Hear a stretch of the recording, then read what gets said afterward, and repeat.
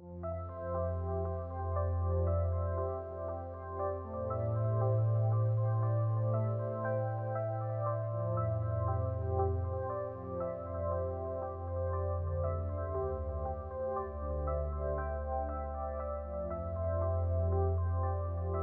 y'all, I'm Vi.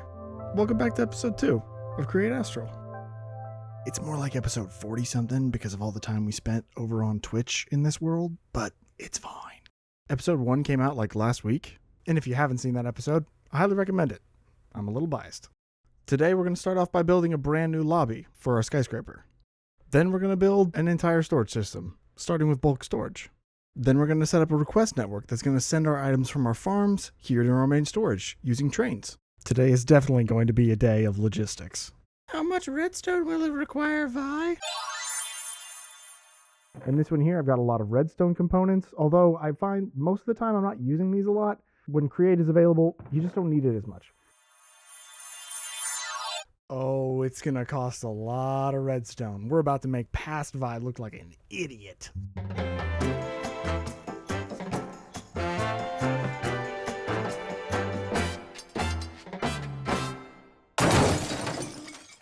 All right, before we do any of that, we're actually going to do something completely different. First and foremost, we're going to talk about the pickaxe. In the last episode, I had a question about my stone pickaxe and how it's possible that it's stone and how it's possible that it's this powerful. And I did kind of want to quickly walk through some Tinker's Construct stuff, just kind of as a little bit of a tutorial, so people can better understand what the heck's going on here. I want to say first things first, whenever it comes to doing anything with Tinker's Construct, finding any information about the modifiers of these pickaxes or literally any tool is super, super hard, especially with REI. So what I do is I will search up the Tinker's Construct anvil, HEP, and then you can do anvil. And then as long as you bookmark the anvil, and in this pack, I believe it's A that bookmarks stuff. But if you right click, it'll give you the uses for how you can add modifiers to your tools and armor. You can kind of go down the list here one at a time to see what all you can do. This is how I'm doing any sort of double jump in the game. I also have some speed and like a jump boost on my pants. Leaping and speedy are both like modifiers for that. And then on my boots, I have my double jump. But yeah, you can use the Tinker's Anvil in your bookmark menu if you right-click it. You can also hover over it and hit the U key, which will give you the uses. And you can go through and you can see all the different things that you can add to tools and armor in this pack. One of the most important things you need to know about adding lots of modifiers to one of your tools is there's certain ways you can give your tool extra abilities. The first one you're going to run into is actually harmonious. If you have a music disc, you can go ahead and combine it with whatever tool or I think even armor pieces, and it will add an extra modifier to your armor. You can hover over the name here and it'll show you it allows for an additional upgrade to live in harmony with the rest. They always have some sort of cheesy line here, but basically it allows you to add another upgrade slot. The Astral Conduit in this mod pack, it does the same thing. It gives you another upgrade slot in your tools. Another one is Reborn. You can actually add more upgrade slots by adding a book and quill to your tool. And possibly one of the best ways to add upgrade slots to your tools is to just make them with some components containing rose gold. What I've done on this pickaxe is I've actually added a tool binding and a handle that are both made out of rose gold, which gives you the modifier down there at the bottom called Enhanced 2. It allows 2 extra upgrade slots on your tool. You can also see that I've added Diamond Emerald, which gives it more durability. It also allows it to break diamond grade stuff. I added a netherite ingot, and then I added lots of haste to this as well, which is essentially just levels of efficiency. You can add 5 levels of efficiency in total, and each of those is going to cost 5 blocks of redstone. All you really need to make this work is a heater of some kind, the melter, a faucet, and a casting table. As long as you have your gold casts, this process is actually pretty easy. All you really need is a tool bind, a tool handle, and then a pickaxe head. Since we're using stone for our pickaxe head, because we want this to be a stone pickaxe, you actually don't have to cast anything into this. You can just use like a regular stone pickaxe head. But for this, we can actually take some rose gold. I can take that, throw it in here, and then as long as I've got some sort of fuel source, we can melt this down and cast a couple new components out of it. Boom. And now we've got a ton of ingots of rose gold. So you cast out your components one at a time. And our handle. And then we just need a pickaxe head. And then the only other thing we would need is a part builder. If you're just making a stone pickaxe head, all you need is a couple pieces of cobblestone, a pattern, and you can just craft this yourself. Basically, the assembly for the pickaxe is pretty simple. You just open up this little menu here. You go ahead and assemble your stone pickaxe. And you have a stone pickaxe here with, it already has 5 upgrade slots. And then to upgrade it further, we're going to want to add a few of those things we talked about before. I don't think I have a music disc on hand, but we do have the ability to make a book and quill. I should have plenty of heads kind of hanging around the place. Aha. And an astral conduit. And again, this does not have to take place in Tinker's Anvil. You can just throw this in here, and then boom, we've added, boom, there's an upgrade. This adds the ability Recapitated, yeah, which adds another upgrade slot.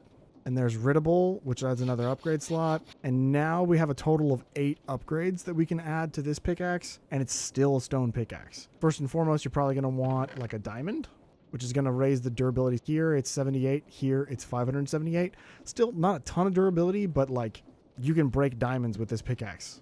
We're going to want to add an emerald. We're also going to want to add a netherite ingot. And then you're going to want a ton of redstone blocks. You can throw our pickaxe back in here. We can add our emerald.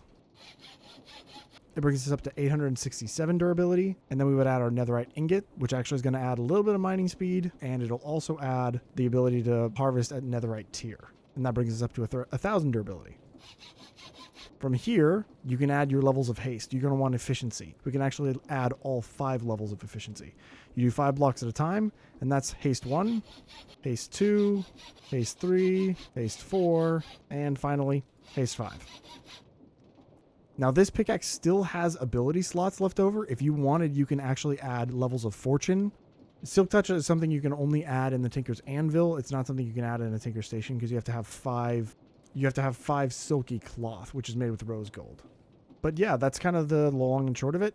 It's just a regular stone pickaxe. You throw it in Tinker Station, you can mend it up with stone, and it works just as good as a vanilla pickaxe. It has significantly less durability, but you know, being able to grab a little bit of cobblestone out of my go-kart here and then go over to my Tinker Station and fix it up that easily is incredibly convenient. But yeah, Tinker's Construct aside, let's get on with the video. Alright, this is a little bit of footage from our live stream. So I built the lobby in a creative mode testing world. I wanted to get all the design fleshed out. I didn't want to spend a ton of time on that in survival. So what I did was created it all in creative, and then I was going to schematic cannon it into our world. And we'll see where this thing places. Oh my goodness. Bring this one over. And yes, there we go. Now we can take a little bit of a sneak peek inside to see what I've been working on. Check this out. So we can put this in the cannon and it can stop lagging us. Oh, the frames. The frames. Okay, there we go. Boom. Being able to craft stuff out of this is just so convenient. Materials checklist. Let's go. And in one of those live streams, we actually ended up spending more than 3 hours gathering all the materials for it. I wasn't exactly frugal with the budget.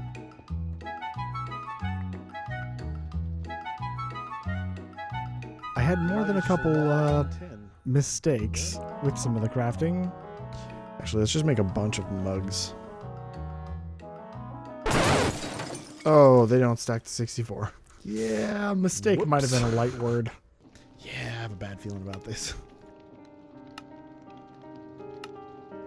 No, God! What? No, God! Don't make quartz bricks. No! That would be No! bad. Did I already do it? No! Quartz bricks. Oh my god. Why am I like this? That was a very expensive mistake. There's even more. Oh my god. After those 2 mishaps, it was fairly smooth sailing from then on. For the most part, I had all of the materials on hand. The problem was that they were scattered pretty much all over my entire base, which is several hundred meters across. Also, in some ways, I'm still relying on some pretty early game automation. Oh look, these are done too. Like redstone chips no, and brass casing, for instance. These are still going strong.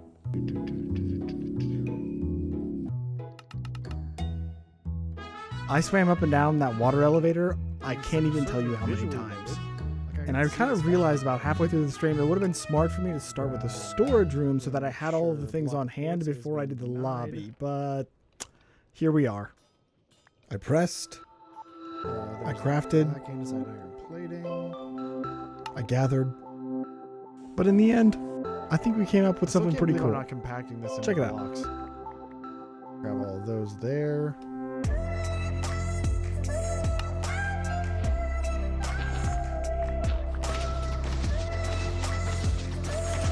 Yeah, it looks like it's out.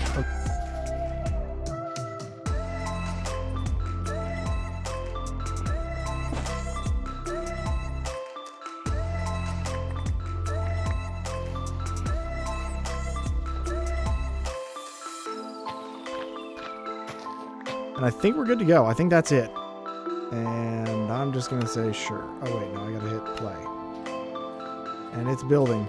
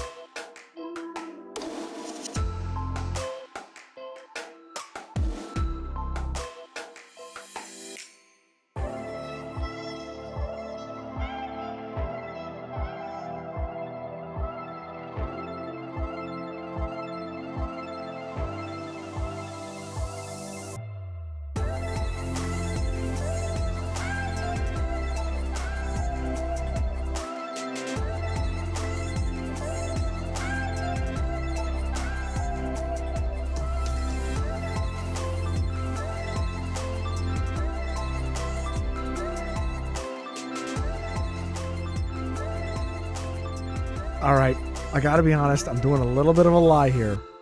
That last clip actually contained all of the walls having gilded blackstone, which at the time of building this, I actually didn't have any. In fact, I didn't even know if it was obtainable. So I did what any sane person would do. I launched a rocket headed toward Mars and hopped on. Woo! But Vi, Mars is a red planet. There's no blackstone there. Yeah, well, where there's piglins, there's blackstone, right? Maybe. Probably. Okay, let's go see if they've got any gilded blackstone. Yo, that's... And leave it up to me to get immediately distracted by a shiny new block.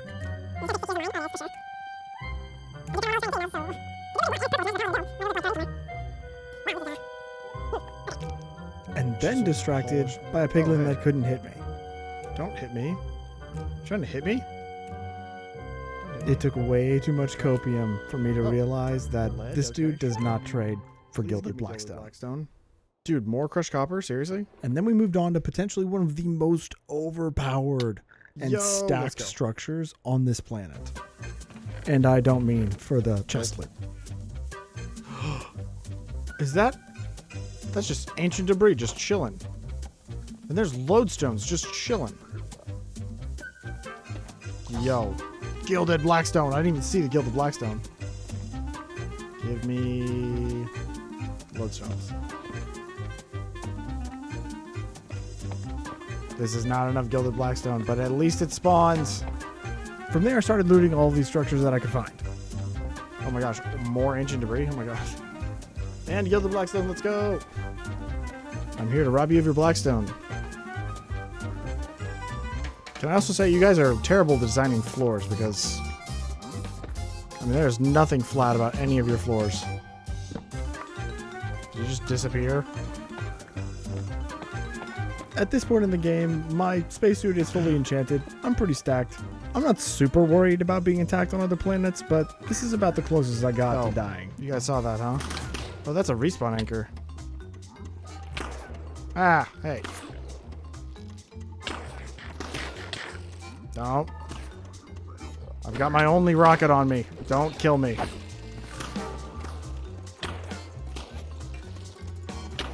Ah! I don't know if I take fall damage from that height, but I wasn't about to risk it. I then proceeded to traverse across the Mars wasteland, looking for other structures to pillage, because your boy needs that gilded blackstone. And money! Or ancient debris, whatever you want to call it. Also, Mars generation is absolutely insane. Look at that thing.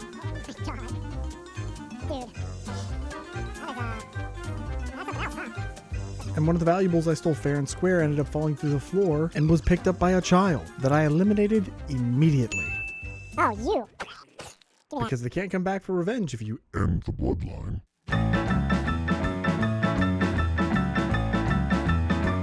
And after working hard to earn that loot, I decided to head back home and finish the lobby.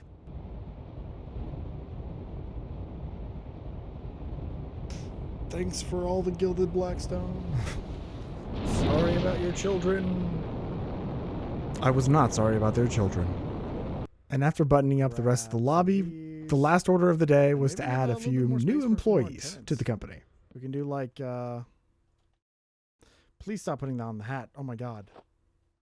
And just look at these guys. They're so cute. I would die for them. They're going to have to stand on the counter because they look way too short if they're not standing on the counter. But look at how cute. I love it.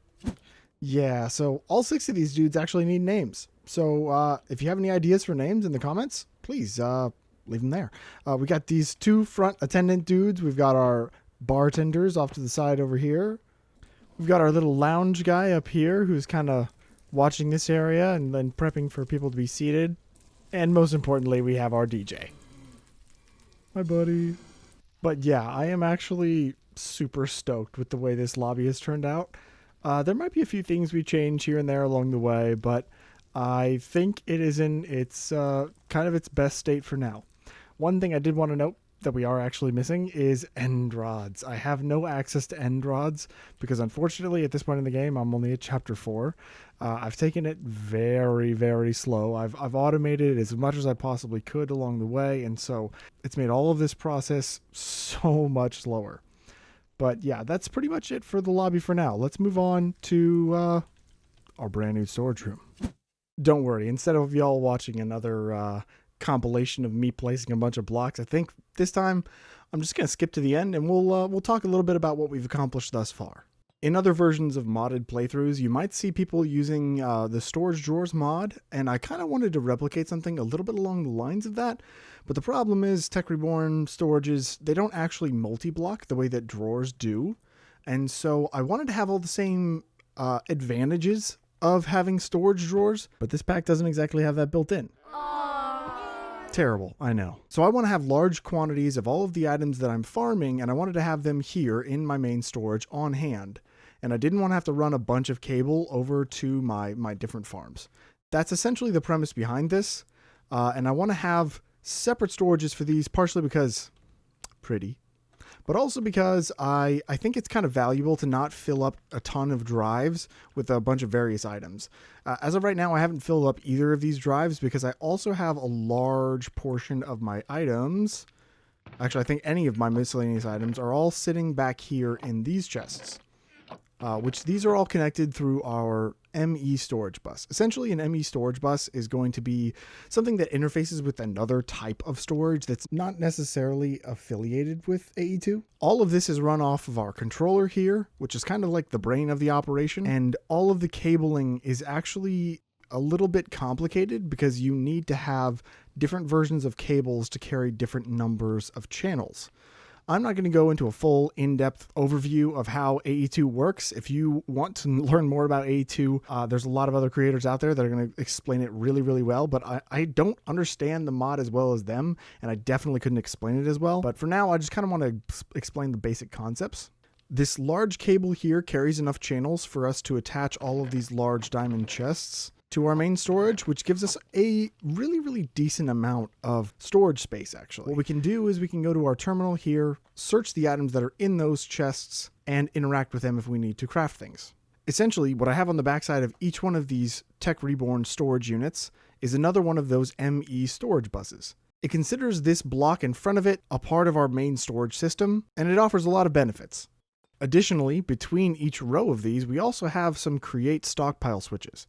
In the newer versions of Create, this is actually going to be called a threshold switch, I believe, but it essentially does kind of the same thing. In layman's terms, this stockpile switch is reading the inventory of the block here. Now, depending on how much capacity that block has, it's going to output a signal depending on how full it is. These basic storage units will actually hold about 8,000 items. The advanced storage units will hold about 32,000 items, and the basic storage units will hold about 2,000 items. In each one of these storage units, I've placed an item that we are farming, with a few placeholders here and there. The stockpile switch is reading the inventory of the block, and whenever it dips below a certain threshold, it will start sending out a redstone signal to these redstone links here. And the signal from these redstone links is actually going to go out to our larger redstone brain of the operation that's going to be requesting and sending items from our farms here to the main storage. Without getting too in-depth or too complicated with it, that's just kind of the long and short of it. Each of these is connected through the cabling on the back via long cables run through our ceiling over into the main brain of this operation, as can be seen here. Each one of these large cables holds a channel of 32 of these items.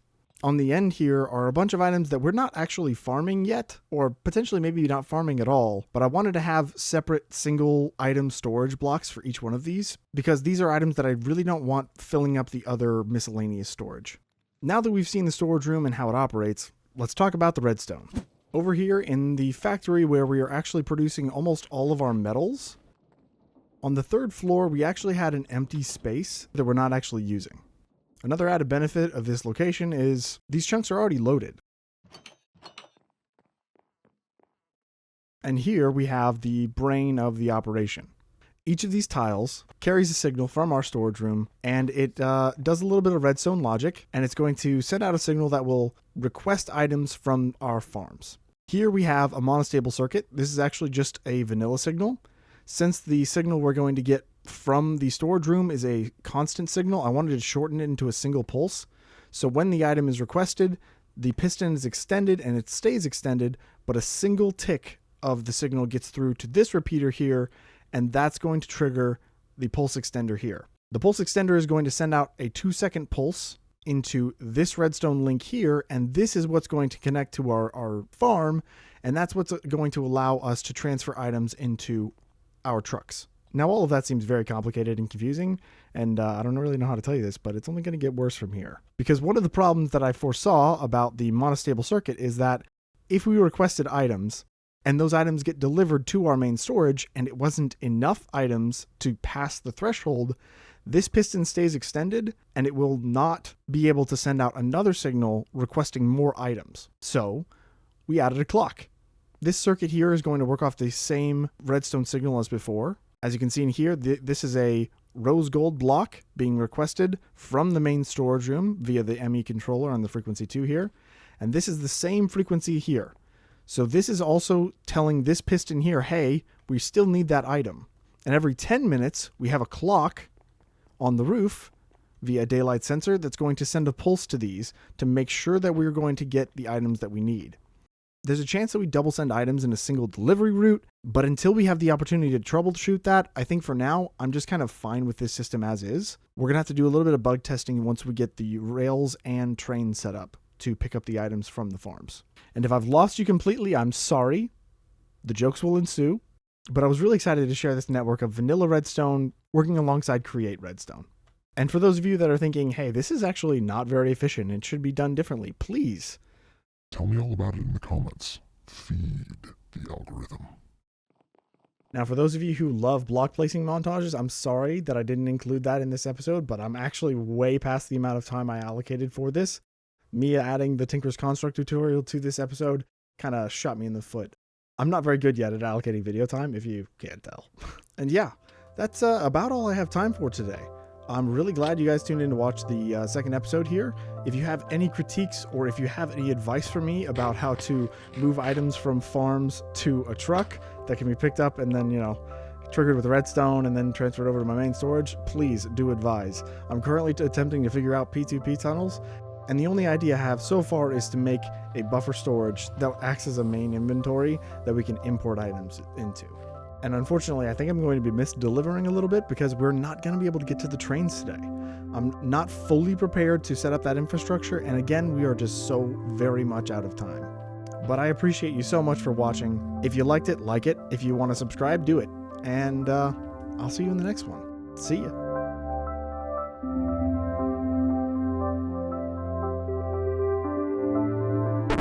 But Vi, couldn't you use an overflow destruction card to solve your void issues? Shh. Don't ruin this for me.